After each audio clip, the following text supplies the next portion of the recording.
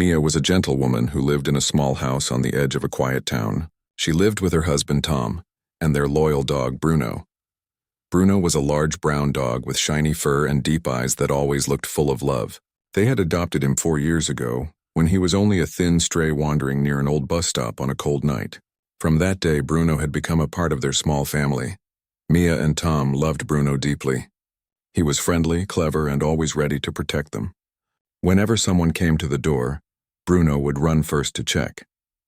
He would wag his tail once he saw that everything was safe. He followed Mia around the house like a shadow and never left her alone for long. After many years of waiting, Mia finally became a mother. When baby Lily was born, it felt like a dream. She was tiny and soft, and her little cries filled the house with new life. Mia was nervous and excited at the same time. She worried about many small things, feeding the baby, bathing her, and even how Bruno would react to this new little member. When they brought Lily home for the first time, Bruno was standing by the front door, his ears raised and tail wagging slowly. He could sense something new was happening. Tom opened the door and said with a smile, "Bruno, meet our baby girl." Mia carried the baby carefully in her arms. Bruno stepped closer, sniffing gently. He didn't bark or jump. He just looked at the baby with a deep, curious stare. His head tilted a little and he sat down quietly. Mia smiled softly. "It's okay, Bruno, she's family now." Bruno gave a small bark and wagged his tail faster as if he understood her words. From that moment, Bruno stayed close to the baby's crib. He followed Mia when she took Lily to another room. He sat under the rocking chair when Mia fed her, and when the baby slept, Bruno lay near the crib with his head on his paws, watching. At first, Mia thought it was sweet. She often laughed and said to Tom, "Look, he's acting like a big brother." Tom nodded proudly. "He knows his duty. That's our good boy." But after a few days, Bruno's behavior became a little strange. He wouldn't leave the baby's side for even a minute. When visitors came, Bruno stood between them and Lily. He didn't growl or act wild, but his eyes stayed sharp and watchful. Mia's friend Anna came to see the baby one morning. When she tried to touch Lily's hand, Bruno stepped forward quickly and stood beside the crib. Anna laughed a little. "Wow, he's serious about protecting her." Mia smiled awkwardly and said, "Yes, maybe he just feels responsible." But later that night, she began to notice something that made her uneasy. Bruno refused to sleep in his usual place. Every night he stayed in Lily's room. Sometimes Mia could hear him pacing around, his nails tapping softly on the wooden floor. Other times he would let out a low, worried sound. When she tried to move him out of the room, Bruno resisted. He whined softly and pressed his body close to the crib as if saying he wouldn't go. Tom said, "Maybe he's just being careful. The baby's scent is new. He'll relax soon," but he didn't. A few nights later, around midnight, Mia woke up to a sound. It was Bruno barking softly. Not loud, but steady, like he was warning someone. Mia quickly got out of bed and went to the baby's room. Bruno was standing close to the crib, his body stiff, his tail down and his eyes fixed on the window. Mia's heart started to beat fast. "What's wrong, Bruno?" she whispered. The baby was sleeping peacefully. Mia looked around the room but didn't see anything unusual. The window was closed, the curtains were still, and everything looked normal. Bruno, however, didn't relax. He kept staring at one corner of the room, his ears moving slightly. He looked at Mia for a second and then back at the corner. Mia touched his head gently. "There's nothing there, Bruno. Come on, go rest." But Bruno didn't move. He stayed where he was until the morning light entered through the curtains. The next day, Bruno seemed tired. He didn't eat much and stayed quiet most of the time. Still, whenever Mia carried Lily, Bruno followed closely. When Mia placed the baby in her crib, Bruno lay down again near it. Days turned into weeks, and Bruno's strange behavior didn't stop. Sometimes he would suddenly get up, sniff the air, and rush toward the baby's room even when no sound came from there. Other times he stood outside the nursery door as if guarding it from something unseen. Mia began to feel confused and worried. "What is wrong with you, Bruno?" she asked one evening while feeding Lily. "You're acting strange lately." Bruno just stared at her with calm eyes, then looked at the baby again. Tom tried to make things lighter. "He's just protecting her too much. Maybe he thinks he's her bodyguard." Mia laughed weakly but couldn't shake the uneasiness inside her. There was something about Bruno's eyes, something that looked like fear. One night, something strange happened again. Mia had just put Lily to sleep and was about to turn off the light when Bruno suddenly rushed into the room. He barked once, then jumped near the crib. His body covered the baby like a shield. Mia froze. "Bruno, what are you doing?" she whispered sharply. Bruno didn't attack or bark again. He just pressed his body against the side of the crib, his head low, his eyes fixed on the window again. Mia slowly walked to the window and looked outside. The backyard was dark and silent. She couldn't see anything. She turned back to Bruno and whispered, "There's nothing there, boy. It's just the wind." But Bruno's ears stayed up. His muscles stayed tense. He refused to move until morning again. By now, Mia started to feel real worry. She couldn't ignore Bruno's actions anymore. Something was making him anxious, and it was always around the baby's room. She began checking everything carefully, the window locks, the air vents, even the baby monitor. Everything looked normal. Still, Bruno didn't stop guarding. One afternoon, when Mia placed Lily on her small bed for a nap, Bruno climbed up gently beside her. He didn't sleep. He wrapped his paws lightly around the baby as if hugging her. His eyes stayed half open, always watching. Mia took a deep breath. The sight was touching but strange at the same time. The big brown dog and the tiny baby lying together looked peaceful, yet something about it made her heart ache. She whispered, "Bruno, what are you trying to tell me?" The dog didn't move. He only looked at her for a moment, his eyes full of something she couldn't understand. Worry, sadness, or maybe warning. That night, Mia couldn't sleep well. Every sound in the house made her alert. She kept thinking about Bruno's behavior. Maybe he was sensing something she couldn't. She didn't know it yet, but Bruno's strange actions were not just random. He had a reason that would soon break her heart when she found out. The next few days were quiet, yet full of small moments that made Mia uneasy. Bruno was still acting strange, and Mia couldn't find a reason. He stayed close to Lily all the time. If the baby laughed, Bruno wagged his tail softly, but if Lily cried, he would become restless and start walking in circles. It was as if every sound the baby made filled him with worry. Tom still believed it was nothing serious. He often said, "Dogs are like that with new babies. He just wants to make sure she's safe. You'll see, he'll get used to her soon." But Mia wasn't sure. There was something different in Bruno's eyes, something that looked deeper than just protectiveness. It was like he knew something they didn't. One morning, Mia was folding laundry in the living room while Lily slept in her crib. Bruno was lying on the floor near the baby monitor. Suddenly, he jumped up, ears sharp, eyes wide. He ran to the nursery, barking softly. Mia followed quickly, her heart racing. "What happened, Bruno?" she asked as she entered the room. The baby was awake, smiling at the ceiling. Everything looked fine. Mia sighed with relief and said, "You scared me, boy." Bruno sniffed the air, then walked to the window. He stood there for a long time, his body stiff, his eyes looking outside. Mia came closer and looked out too. The backyard was empty. The trees moved slightly in the wind. She saw nothing strange. She touched Bruno's head and whispered, "It's okay. Nothing's wrong." But inside, her heart was not calm. That night, Tom came home late from work. He found Mia sitting on the sofa holding the baby with Bruno lying near her feet. She looked tired. "You look worried again," Tom said gently. Mia nodded slowly. "I don't know what's going on with Bruno. He's not sleeping properly. He's guarding Lily like something's going to happen." Tom smiled lightly and said, "He's just being a good dog." "Maybe you're overthinking," Mia sighed. She wanted to believe him, but she couldn't stop feeling that something was off. The next morning, when Mia went to feed Lily, she noticed Bruno's food bowl still full. Usually he ate everything quickly, but now he barely touched his food. He looked at Mia and then at the baby, wagging his tail weakly. "You're not eating again?" she said softly. "You'll get sick, Bruno." She placed the bowl near him, but Bruno didn't move. He stayed lying near the crib, his eyes fixed on Lily. Mia knelt beside him and patted his head. "You love her, don't you?" she whispered. Bruno made a low sound, almost like a sigh. He pressed his head gently against Mia's arm. It felt as if he was trying to say something but couldn't. That evening, Mia decided to keep a closer eye on him. She placed Lily in her crib and sat on a chair in the corner of the room. The night was calm. The only sound was the soft ticking of the wall clock. Bruno lay beside the crib again. He didn't sleep. His eyes stayed open, watching. Hours passed. Then around midnight, Bruno suddenly stood up. His ears pointed forward. His body became tense again. He looked at the window, then back at Mia.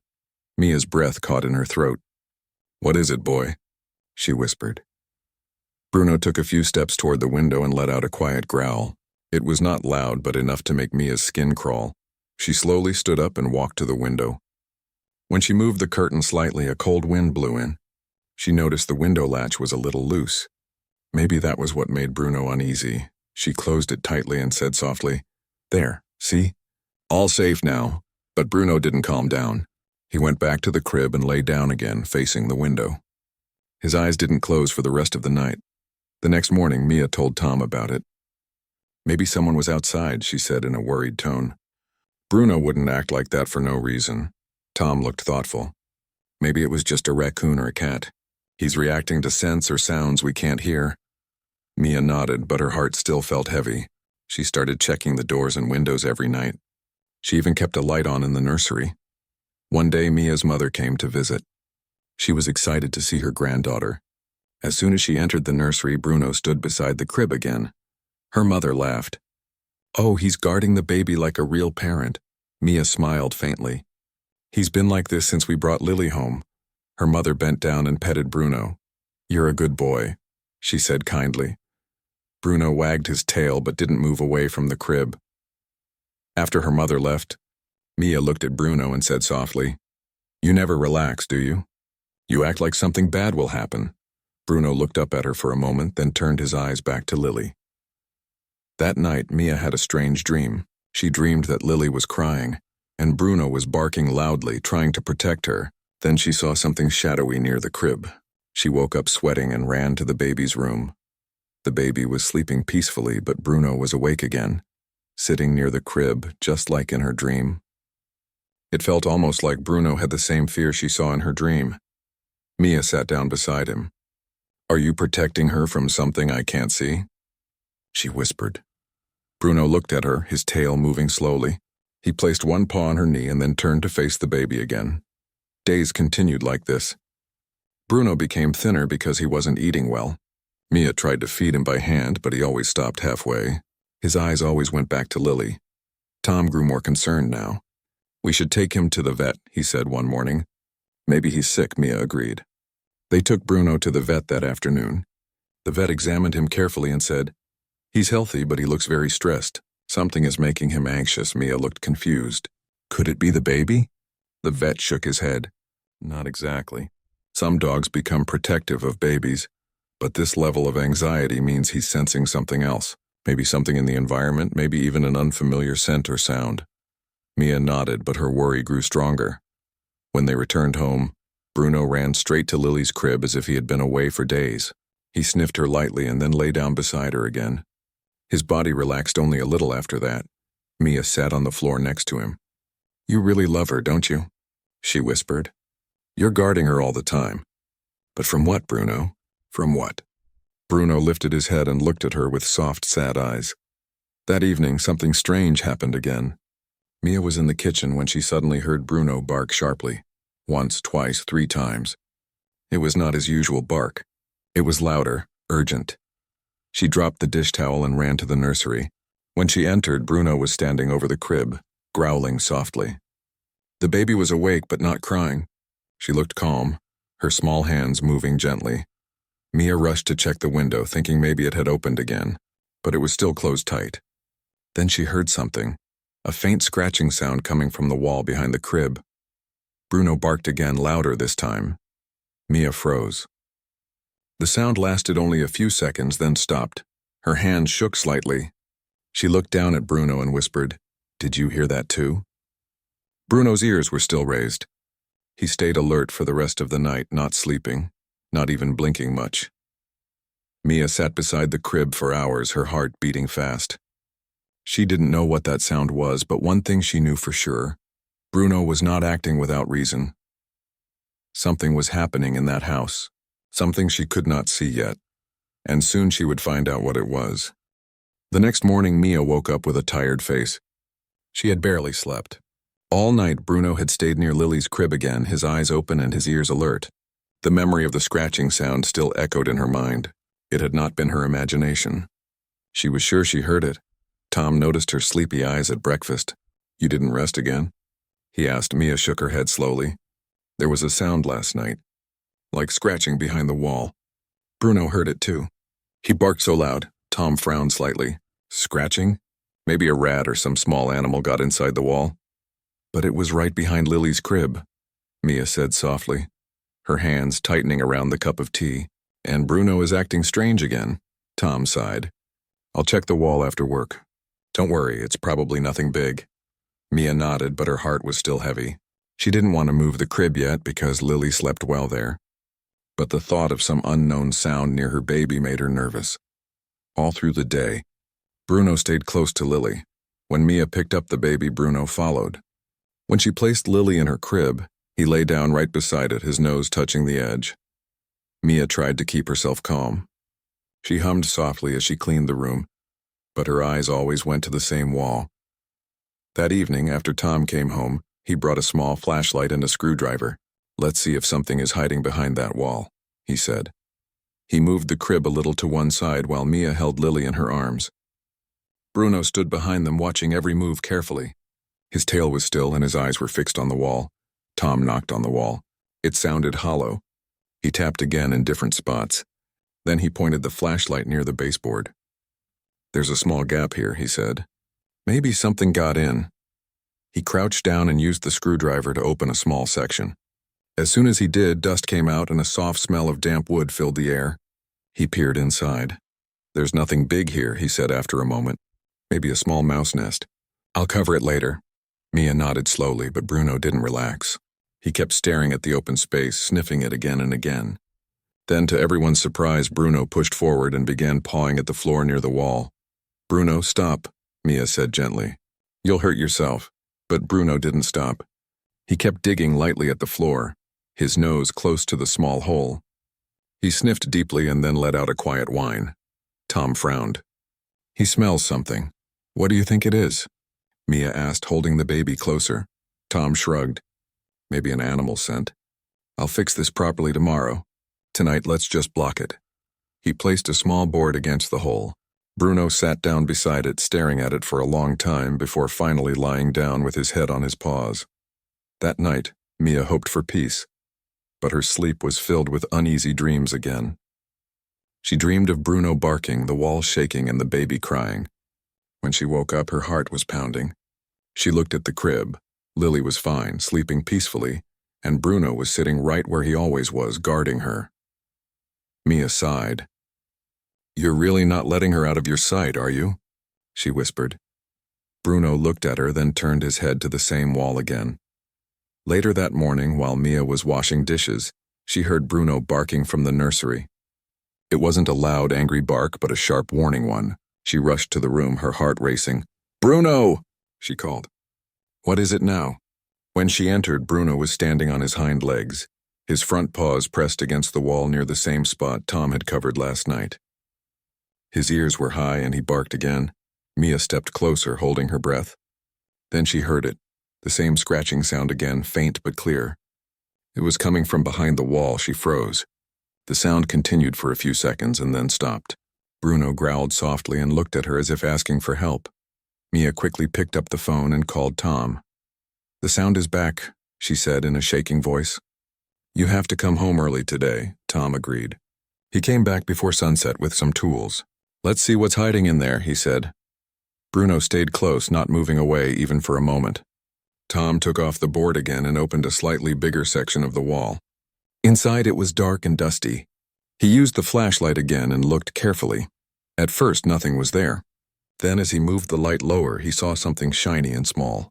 He reached inside and pulled out an old key tied with a red ribbon. Mia looked surprised. "What's that doing there?" Tom smiled weakly. Probably something left by the last owner of the house. But Bruno's eyes stayed fixed on the hole. He sniffed it again, then looked at the floor.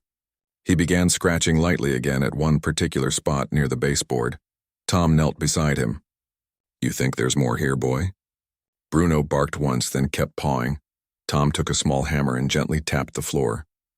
The wood sounded a little hollow. "There's space underneath," he said.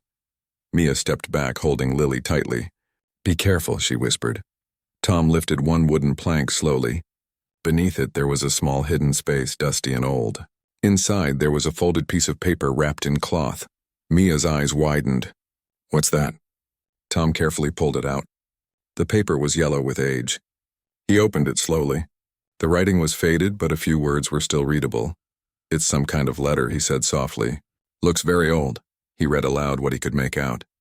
"To whoever lives here, please forgive me. I couldn't save her. She was only a baby." Mia felt her whole body go still. She looked at the wall, then at the crib standing near it, and then at Bruno, who was sitting quietly now, staring at the spot. Tom read the rest slowly. "I tried to warn them. The fire. The nursery. She didn't make it." The words hung in the air like a whisper from the past. Mia felt a chill run down her spine. "Tom." "This house. What if something happened here before?" Tom folded the paper carefully.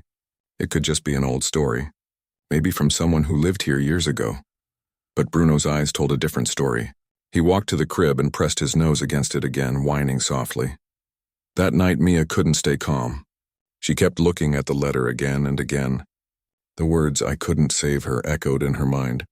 Bruno stayed close to the baby, wrapping his body around the crib again. Mia watched him for a long time, her heart full of confusion and fear.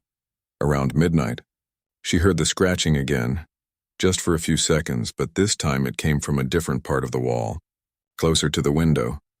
Bruno lifted his head at once, barking softly. Mia's heart began to race. She picked up Lily and held her tight.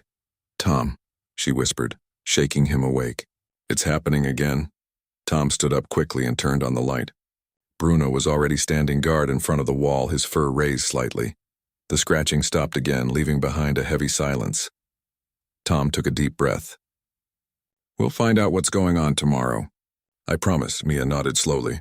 She looked down at Bruno and whispered, "Thank you for watching her, boy." Bruno wagged his tail slightly and lay down again beside the crib. His eyes stayed open, always watching, always guarding.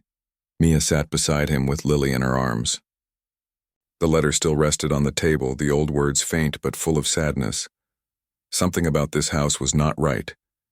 And deep down, Mia knew Bruno could sense it.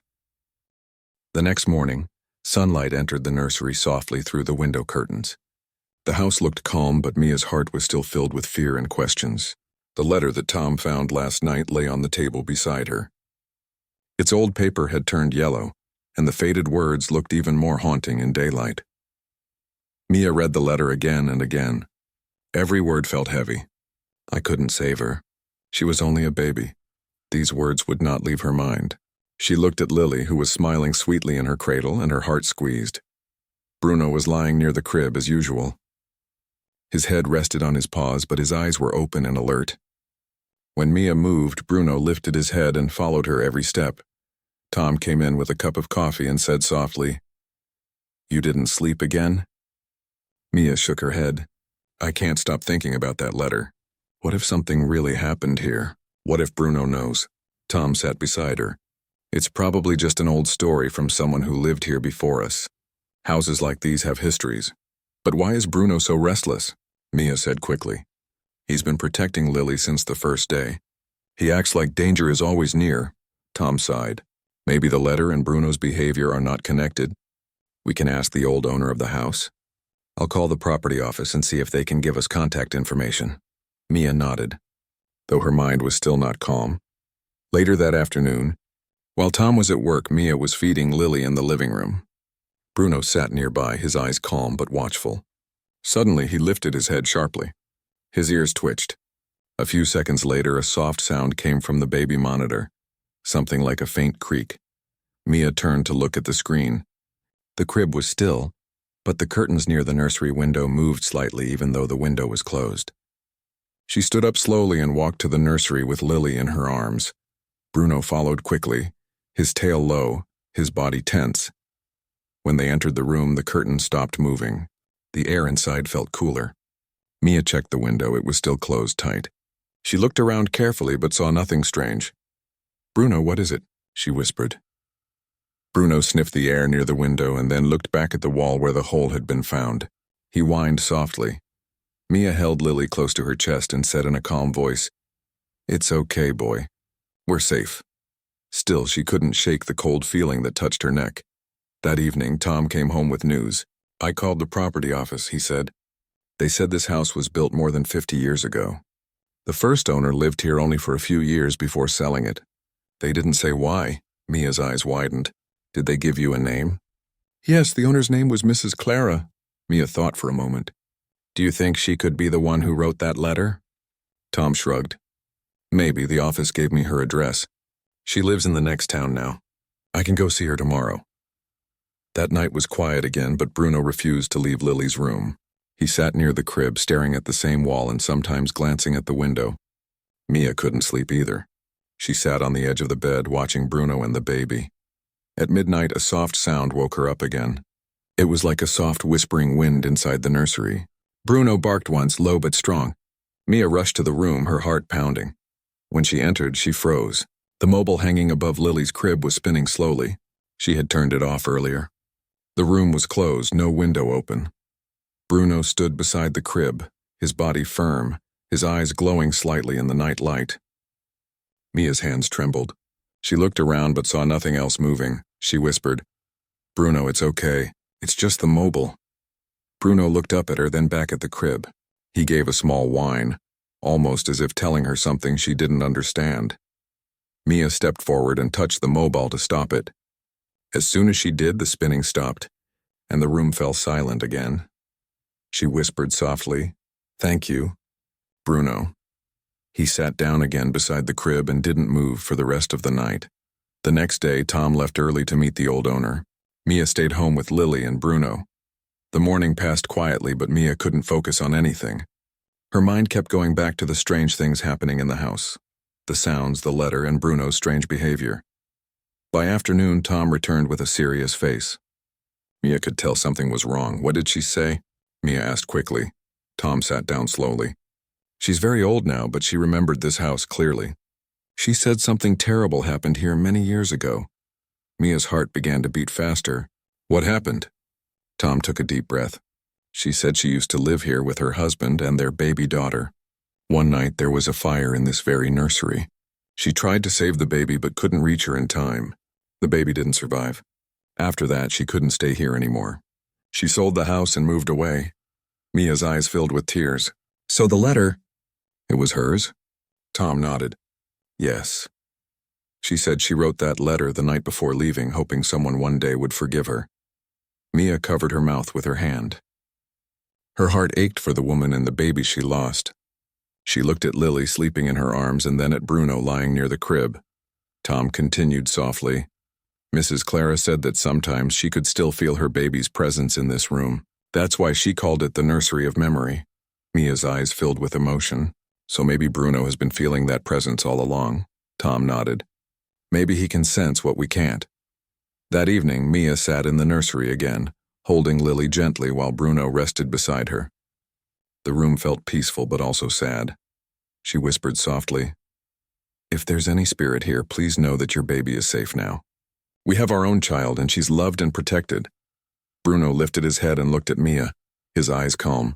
Then slowly he stood up, walked to the crib, and lay down with his body close to it, one paw resting gently against the side. Mia watched him and felt tears in her eyes.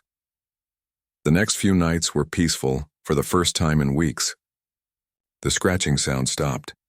The air in the nursery felt warmer. Bruno still stayed near the crib, but now he seemed more relaxed, almost peaceful. One night, Mia woke up and saw Bruno lying with Lily's tiny hand resting on his fur. They both looked so calm that it brought tears to her eyes again. Tom whispered from behind her, "He finally feels it's safe now." Mia nodded. "Maybe the spirit of that baby has finally found peace." Tom put his arm around her shoulders. "And Bruno helped us all understand." Mia smiled faintly, wiping her tears. "He's not just a dog. He's a guardian." Bruno opened one eye, looked at them, wagged his tail softly, and went back to sleep beside the baby he loved so much. Mia stood there for a long time, watching them both. She whispered softly, "Thank you, Bruno. You saved her in your own way." The house that once felt heavy with secrets now felt full of love and quiet comfort. But deep in her heart, Mia knew one thing clearly. Bruno had sensed something beyond this world. He had protected Lily not just from danger, but also from the sadness that once lived in that nursery. And in doing so, he had helped two mothers find peace, one from the past and one from the present. The days passed slowly and peace returned to the house. The air inside no longer felt heavy or cold. Instead, it felt calm, like a soft warmth had finally come to stay. Mia often sat in the nursery, looking at her baby Lily sleeping soundly. Bruno always stayed close, sometimes resting his head on the side of the crib, sometimes sitting near the window as if watching over everything. Tom noticed how much the dog had changed. The tension that once filled his eyes was gone. Now his gaze was calm and full of love. One morning while Mia was feeding Lily, she looked down at Bruno and said softly, "You knew all along, didn't you? You knew someone else was here, someone who loved this place too."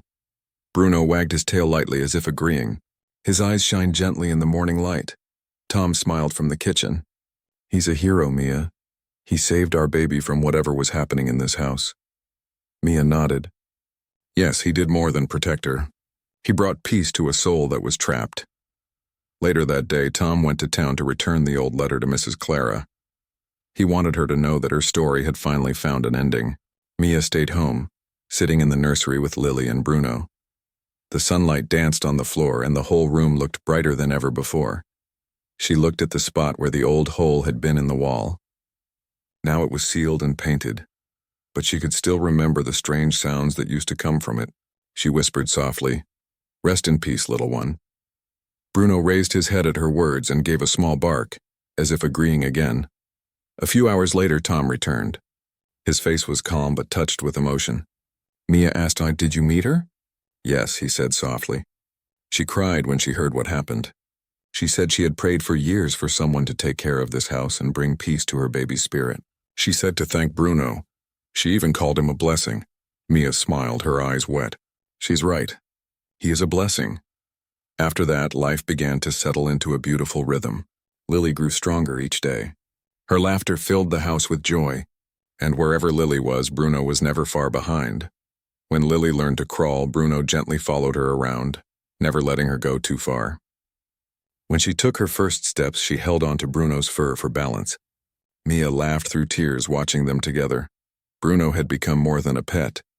He was family. Every night, Bruno still slept near Lily's crib. Sometimes he would rest his paw on her blanket or lay his head beside her small hand. Lily often smiled in her sleep, and Mia always believed she felt safe because Bruno was near. One evening, when Lily turned 1 year old, Mia and Tom prepared a small birthday celebration at home. They decorated the living room with simple balloons and baked a small cake. Lily clapped her hands in delight as Bruno barked happily beside her. After blowing out the candle, Mia lifted Lily into her arms and said softly, "Make a wish, my baby." Lily giggled, then looked at Bruno and placed her tiny hand on his head. She said her first clear word, "Bruno." Mia and Tom laughed and tears filled Mia's eyes again. "She said his name," she whispered. "Her first word," Tom smiled.